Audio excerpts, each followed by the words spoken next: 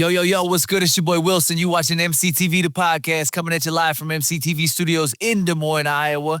Today's extra special guest is Kail Problems. Kail, what's up, bro? What's up, buddy? How you doing? I'm awesome, bro. Man, I'm very excited to have you this morning. This is dope, bro. This is dope. Yeah, thank you for having me, bro. Hell yeah, hell yeah. Man, all right. So I want to start off. I kind of jotted together some brief little questions here. So since we're kind of introducing you to a new audience, real quick, maybe I'll just have you do a real brief introduction and kind of tell folks who you are, and then we'll dive right into the interview. Okay. I'm Kail Problems. I'm an artist from Los Angeles, California. Hip hop artist. Kind of grew up doing it, grew up like writing since like elementary school, like second grade. I want to say I started, trying to write raps and put songs together. And yeah, man, just a real true artist, just a real true artist from LA that started very young, and that I'm here on EmceeTV. That's what's up. Hell yeah, I appreciate you, dog. So that was one of my first questions I was gonna ask was, I know you rep LA or SoCal pretty hard. Were you born and raised out there? Yeah, so pretty much I kind of moved around a lot. Within California, like I would live, in different little pockets and areas. But yeah, California all day. Okay. Yeah. What was do you got any siblings or anything? What was life like growing up as a kid in SoCal? Man, I did it. I had I had a little sister, but she came like way later. She was like, when I was like 11, she came. So but that whole first 11 years just felt like, you're like a lonely child. You know what I'm saying? So I pretty much grew up, and then the outside dudes would kind of be like, those would be like your brothers, those would become like your siblings and stuff like that. So, yeah. Okay. And how about school? Were you into school, or were you like, man, this shit's a waste of time? Like, I ain't trying to be here. It's funny. No, I didn't fuck with school. But I was always good at like English and like literature. Like I always excelled in that. And but the whole concept of school, I didn't really fuck with it. No. Okay. Yeah, I was kind of the same way. I'm a little older than you. I'm 42, but I was not really digging the school thing. And I couldn't wait to get out and try and figure out what the rest of the world was like and really kind of take that by the horns. But school wasn't a real big challenge for me. I just was bored and wasn't real interested in it. Right. That's a lot of kids' cases. It's like it doesn't intrigue them. My man Skycrow just jumped up in the chat. He said, "Damn, I got here early with y'all." Hell yeah. Let's go. So I've actually, I don't know if you remember, it's been a while. I've actually had the opportunity to see you perform live, man, and you kill it on stage, bro. You caught my attention right away. I was like, this motherfucker got bars, bro, and like you really get up there and rap. Hey, thank you, brother. Appreciate that. Hell yeah, your stage performance is on point. You got real bars, real lyricism. You were out there with Hoppa and Marley B on a tour when I caught up with you guys, and yeah, you're very impressive, bro. You're very impressive. So it's an honor to have you on here. Thank you, bro. Hell yeah. Okay, so like I said, I'm 42. I'm kind of curious, how old are you? Because I was trying to gauge it, but I couldn't find an actual birthday anywhere online. So you're kind of a mystery at that point. I'm about to turn 29 this month. Okay, so you're still a young man. A little bit, yeah. I just shit. Okay, so you said you've been doing music since you were young. Like, so you started. Oh, the homie Hoodie just jumped up in here from Denver. We got people all over the place. He said, "What up? What up?" So you said you started doing music at a young age. What kind of got you into kind of starting to write, and how did that all first kind of come together? My uncle used to do music. He used to rap, and that's how I got into it. He actually lived. So Hopsin, if you familiar with who Hopsin is, Oh, yeah. Hopsin, he lived up the street from me. Like when I was a kid, him and my uncle went to high school together. Oh. So they were like friends. Yeah, they were like friends, and he lived literally up the street from me. And so my uncle would go over to his house and record, and sometimes Hopsin would come over to my grandma's house, you know, and I so a couple times I went over to the basement in like the early Hopsin days. He used to record in his basement. And he shot a bunch of like super viral videos. He ended up shooting like a bunch of viral shit like in that basement. But like being around that my uncle's the one who taught me how to rap. So it's my uncle. Okay, that's dope. Yeah. Dope. So I knew the DJ Hoppa connection that you had to Funk Volume and everything that they had going on, but I didn't realize that you went back way before. You know what I mean? Like it's before Hoppa. Yeah, this is before I knew Hoppa. So I was connected at the root. That's dope. That's dope. Yeah. Hell yeah. Panoramic Cities. That's hell yeah. Yeah, my mind's blown right now, bro. I'm like, oh shit, this comes full circle. Full circle. It's crazy. That's dope. That's dope. Okay. Okay. So all right. So in the beginning, like for me, you know what I mean? I was writing a little poetry and rhymes and shit on paper. But it took a little while before I tried out some bars in front of the homies and shit and tried to actually start like rapping in front of people. How did it go for you? Like, were you rapping in the lunchroom and messing around, or like what's that process look like?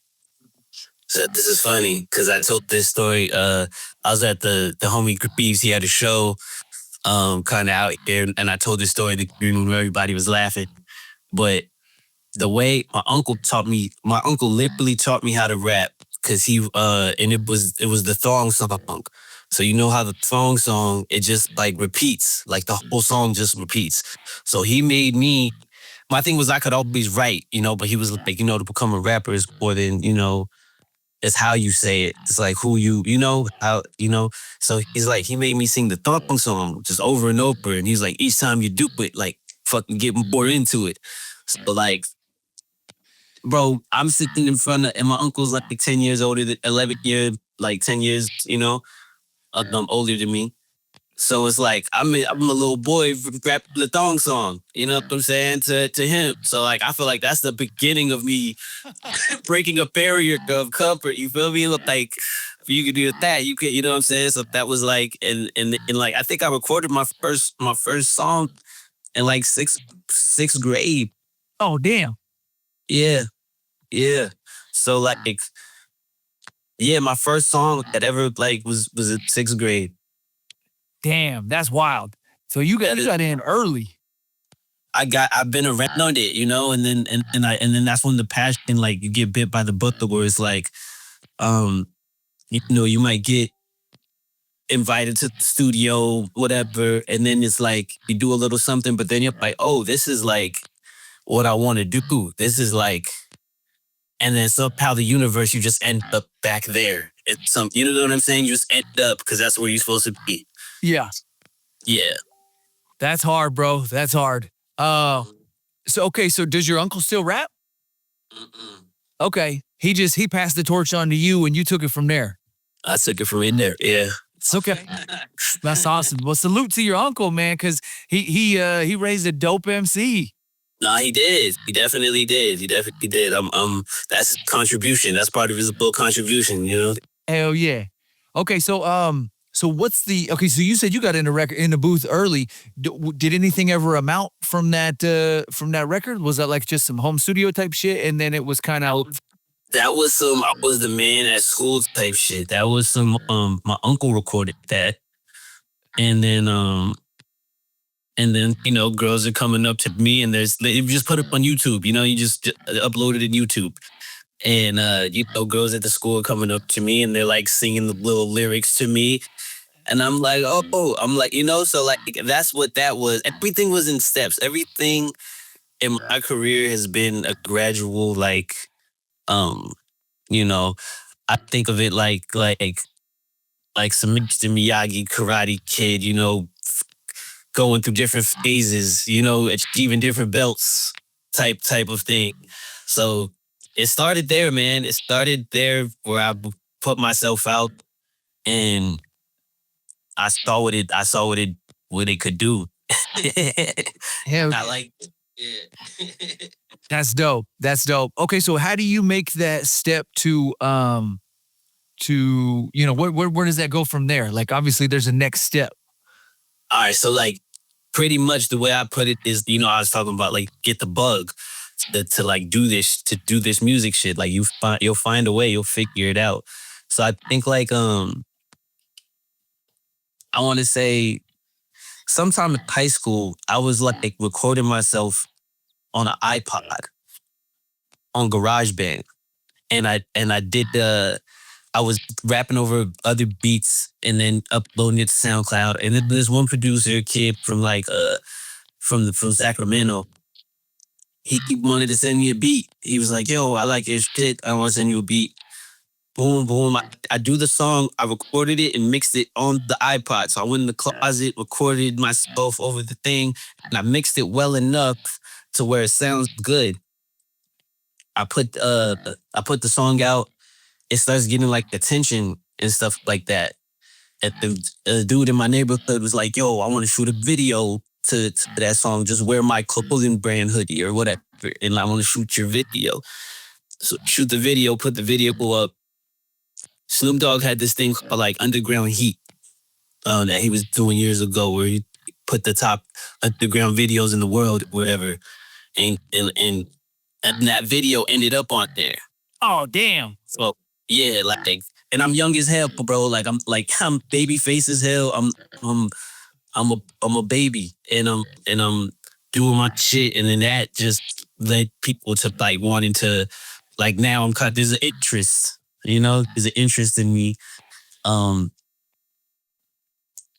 then yeah, I say that song is a song called "Week You Out," and I think that song was like the beginning of people like, oh, this kid could rap. This could, you know what I'm saying? Like, look at him. So were you still going by Kail Problems back then, or was it what was you going by? I think so. I think I was Kail Problems. There was one point when my rap name was King Kail, and then like something snapped in me. I was like, that's kind of like it's basic. You know what I'm saying? I'm like, that's the basic. So when I came up with my name, it was more so like it was more tailored to who I am. Yeah. Yeah. So when I first started doing music and stuff, I went by that motherfucker Steve, but that's hard to market. You know what I'm saying? But it was like anytime I rap, or to this day, you know what I mean? Like I had shirts made that said that motherfucker Steve across the back and shit. And like, Yeah. I would show up and motherfuckers would dap me up, and my kids and my wife would be there and they'd be like, "It's that motherfucker Steve, what up?" And you know what I mean? Like it was a saying for a minute. And then I was like, I started doing this podcast shit, and the interviews were getting bigger. And I was like, all right, we got to clean this up a little bit. You know what I mean? Like I'm still cool with the cursing and shit, but we just like, it's tough to be a host and interview people and shit and try and go by that motherfucker Steve. So I was like, I'm just going to go by Wilson. You know what I mean? That's my last name. And I was like, that's kind of a cool name. And like, I was battle rapping and stuff. And so I was like, I could do shit with Wilson, and like the connection, like Wilson got the biggest balls, you know what I mean? So it was easy to play off of that and shit. And so I was like, all right, Wilson's cool. So I've been kind of rolling with that ever since. But it's kind of cool how as you grow in your career, you know what I mean? You stay true to that name, but it modifies a little bit. You know what I mean? You're like, all right, I got to tweak it. Mm-hmm. So, okay. All right. So as you're growing in your career, so let's, you've been rapping with Broken Complex for a minute now. How does that all come together? How do you first meet up? Okay, so that doesn't come together without. Go ahead. Sorry. Well, Hoppa, yeah. Those things don't happen until I meet up with my dude Andy. So the way I meet up with my dude Andy, Andy worked at this studio called Chalice. and I did like about man, we skipping part. So like Okay, my bad. you know no, you good. Styles of Being Pun? You familiar? I'm not familiar with that. Not familiar? Okay, so there's this underground rap group called Styles of Beyond. I think they ended up like getting like signed with like Mike Shinoda, and they were Fort Minor. And they had that song, Shit Power. Yeah, so Fort Minor was just Mike Shinoda plus Styles of Beyond at one point, I believe. That's how that group had come together. And this dude Talk from the group, me and him ended up starting to like, I got introduced to him when I was like 17, 18. And he really thought I was dope. And he would let me like come to his crib. He had a studio at his crib, and he would just let me record. He would just like, that's what I was just sharpening. My blade was like, I was sleeping on his couch. And I'm young, and I'm living at my grandma's house. My grandma was getting mad at me because she's like, "Yo, you never home,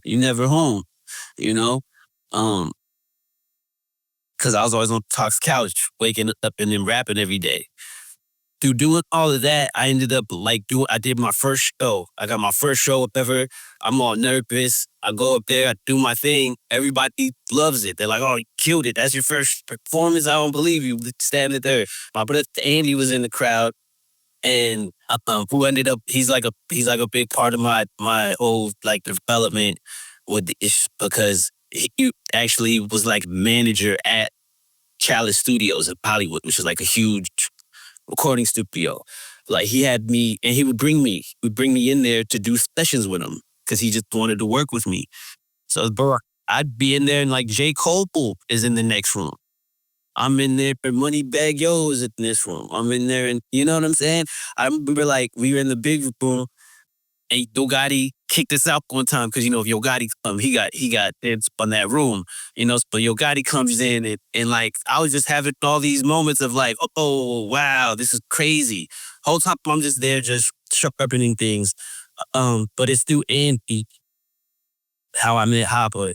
Andy like set up a situation. I think Hoppa was looking for engineers to work with, and my brother Andy, he's a super dope audio engineer and producer. And yeah, they ended up, he was like, "Yeah, you got to meet my dude Kail." And we met at a barbershop. Not a barbershop, a mechanic shop that had a studio in it. I met Hoppa. It was in a mechanic shop, and there was like a studio in the chop shop, the mechanic shop. And that's where I met my bro. Okay. Now, when was that? It's been a few years back, right? Yeah, it's a few years. That's like I want to say like 2020, 2021. I think we started making music together in like 2021. That's dope. Yeah. Okay, so since then, I mean, things have kind of exponentially taken off, probably, right? I mean, at this point, you guys are really consistently dropping records at a fast rate. And I mean, like 2025, I've kept up on your career. I think it's been a couple of years that I've been following your career now. I think since you did the tour with Hoppa, Marley B, and I feel like there was somebody else on that joint. But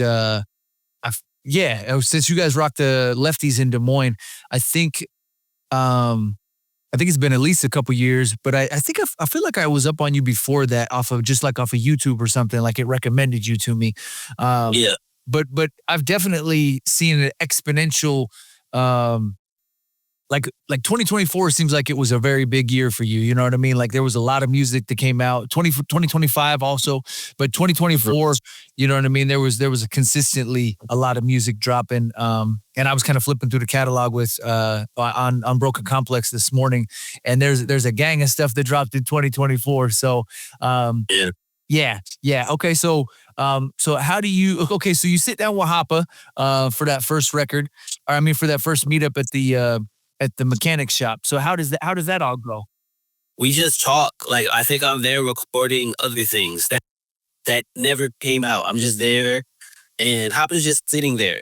I think Hoppa's really there to try to talk to my engineer friend. But my engineer friend is like, yo, check out my boy Kail.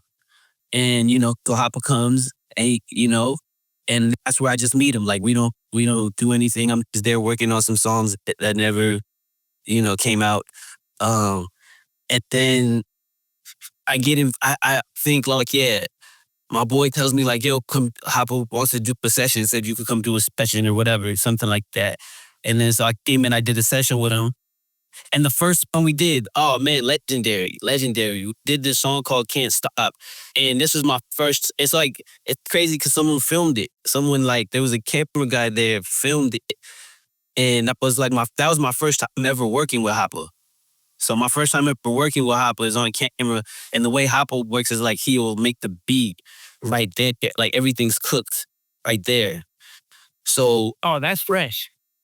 Super. And it was a different level of like pressure because it's like everything is right there. So it's like, oh, it's just VP, go home, come back tomorrow or come back. You know what I'm saying? When you feel like it's like right there. And then even in the video, there's a point where he's like, how many bars you got? Like, cause I, so like, and that's all new to me. That's a whole new situation. Cameras in my face, everything. My engineer homie's there. He's like, kind of like, oh, I brought you here. Like, you know what I'm saying? Like, Show and prove. Show and prove. And man, I think I did that day. I think I did that day because that song's a banger. I think that song went like crazy on TikTok. Like got like 87 million plays or something on TikTok. Like, yeah, that's the first joint me and the bro ever did. That's hard. Okay, and so that was like 2021.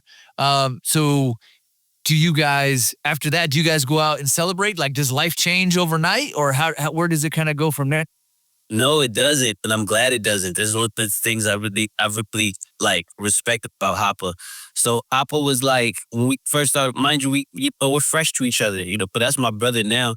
But we're fresh to each other and we're making some records. And then like, I'm just trying to be like, yo, let's like make a project. Let's do a project, right? And then he was like, yeah, we could do like a 3-song like EP. And like, I was like, I didn't, I was like, nah, like, but he's just thinking, nah, yeah, 3 songs would be cool. But we started like making records that would be like, he was like, nah, like you know what I'm saying? I was making shit with him that was they making him feel like, nah, we gotta do this. Turned into a whole album. You know what I'm saying? It turned into a whole album. It Lex the Lost Tribe album. And it's like a lot of that we twitched like damn near every session. So it's like every session is a lot per stream than that, and he made that. So it was supposed to be, it went from 3 songs to an album.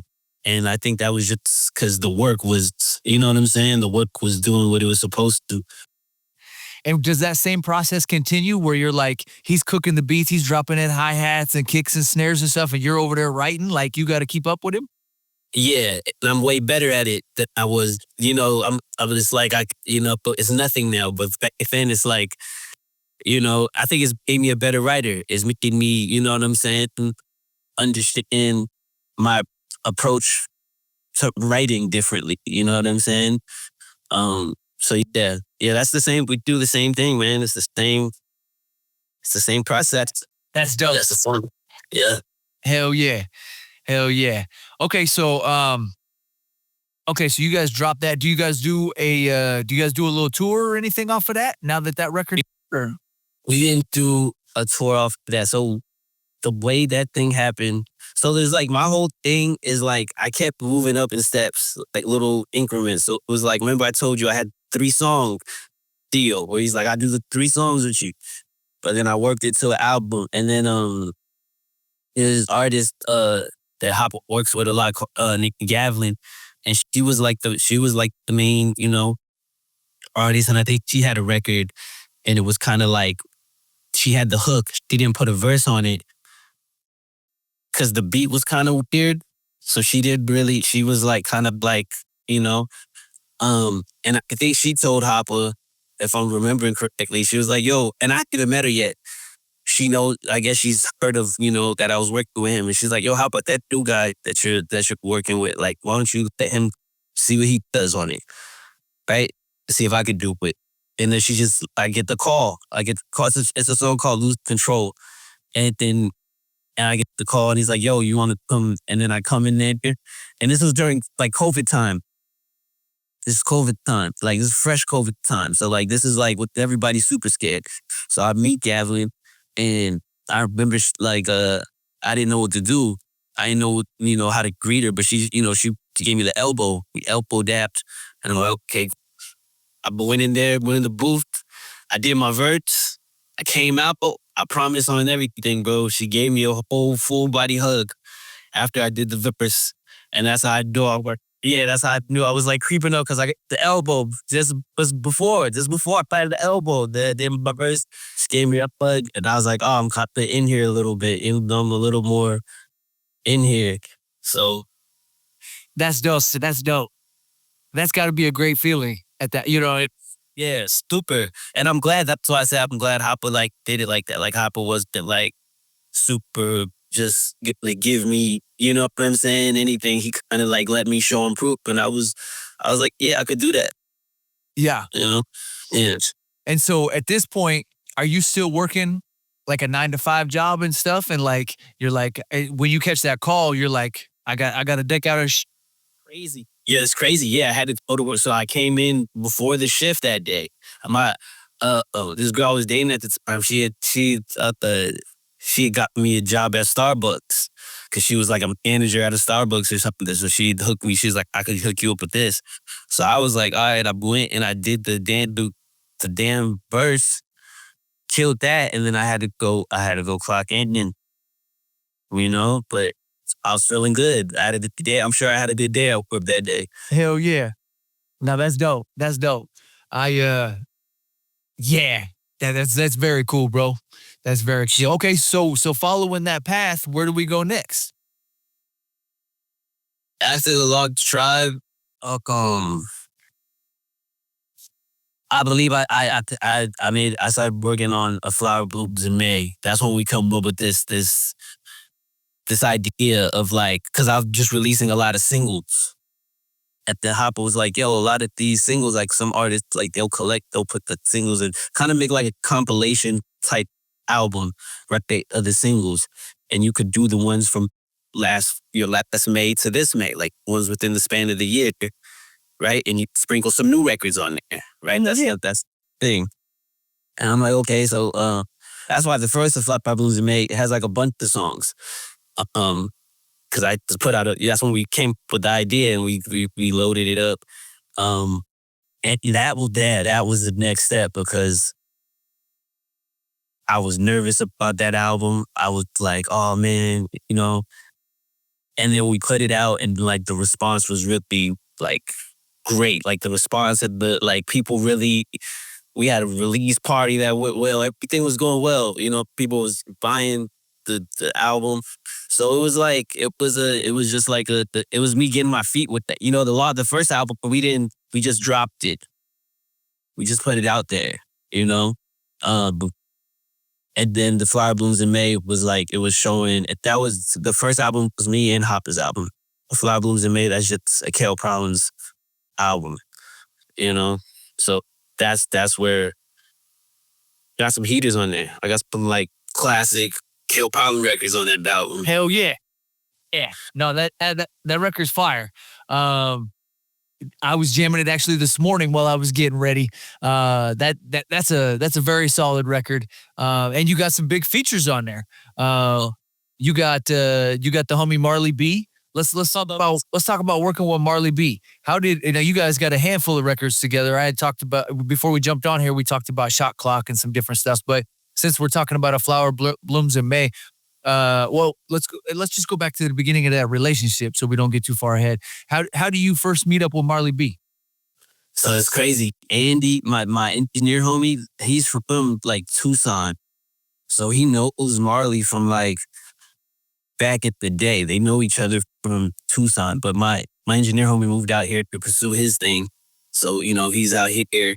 And so this is super full circle. Like it even more full. It even crazy. It's like the connect's even crazier, right? But now it's like I meet this other random guy who's like, hey, I like your stuff. I work at this studio. Let's and he knows this other guy. So I meet Marley. I might meet Marley before I meet Hoppa, but when I met Marley just came in and I didn't do no music with him or nothing. I think he came and he did a session with my boy Angie.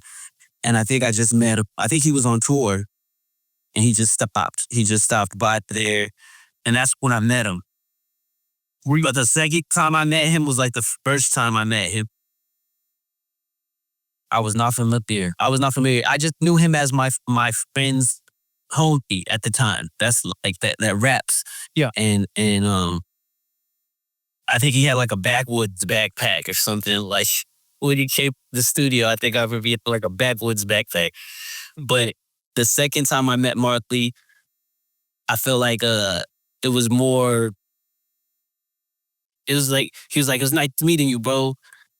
And I was like, we already met before because I had met him. You know what I'm saying? I had met him in the studio, but I was just there. You know what I'm saying? He didn't talk on no music stuff. He was just like a friend of my friends type thing. Oh, I think I lost you, bro. I think your Wi-Fi might be breaking up a little bit. My bad, Bucks. Let's act it up. Yeah, I think you had dropped off for a couple times. Yep, it's coming back in. It's still low. It's catching back up.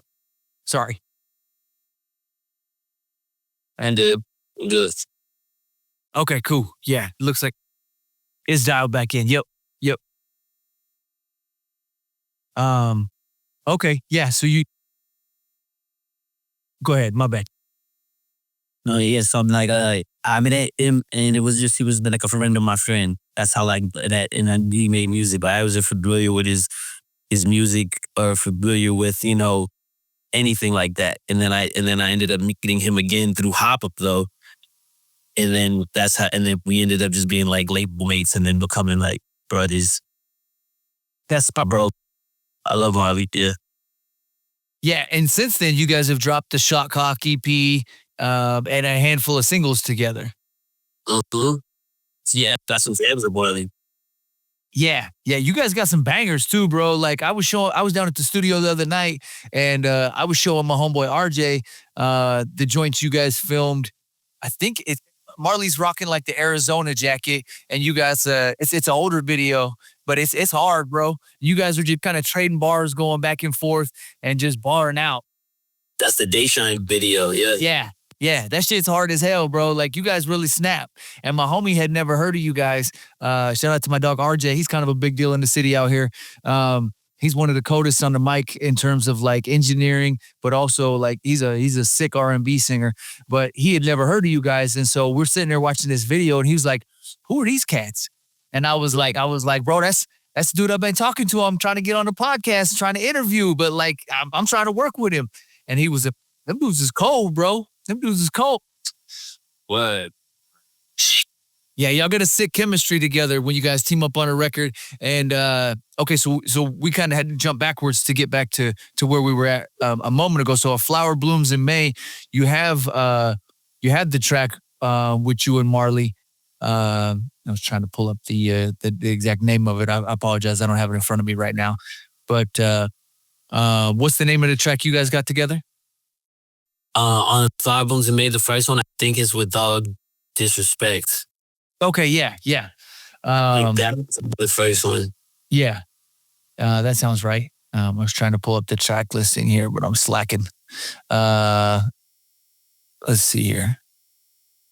Well, either way. Okay, so how did you guys? Can you talk a little bit about how you put that record together with him? I think we're in the studio. We're just in the studio, but working on music. And it's funny because on that song I scream the on that record.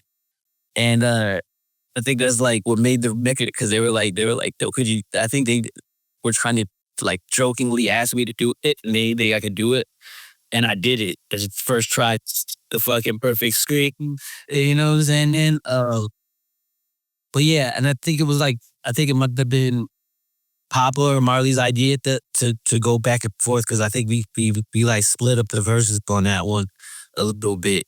But yeah, that's a bad thing. I think me and Marley performed those songs. I think that's the song we performed. Okay. Yeah. And okay, so I mean that's a dope ass track. You've also got Khan featured on this record. He's another nasty MC that works with your circle a lot. How do you meet up with him?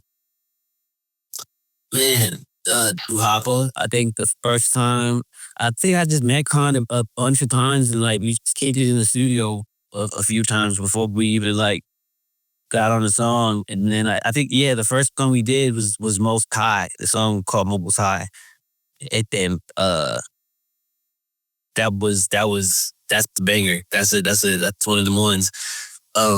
And that's featured on A Flower Bloom. Yeah, I think that might be on the second one. Yep. That's the second track. Yeah. Yeah, it might be on the second, on the Flower Bloom. Yeah. So that one, yeah, that's how that record came about. And then I think King Kong got a few records. I'm out at Pop, A Flower Blooms made 3, and Kong's on there too. Okay. Yeah. Dope. And you guys have shout out to the homie Frank McLoke. He just slid up in here. He hit you with a bunch of the blue heart emojis. Stop. Now you guys, we're bouncing around a little bit, and that's my fault. You guys, I got a graphic here for The Cut, which you featuring Khan and Kxng Crooked. Now, a lot of the folks I run with out here are massive Crooked Eye fans. Kxng Crooked, he's a legend. He's a legend. Slaughterhouse, Shady Records. I was curious how y'all put that one together.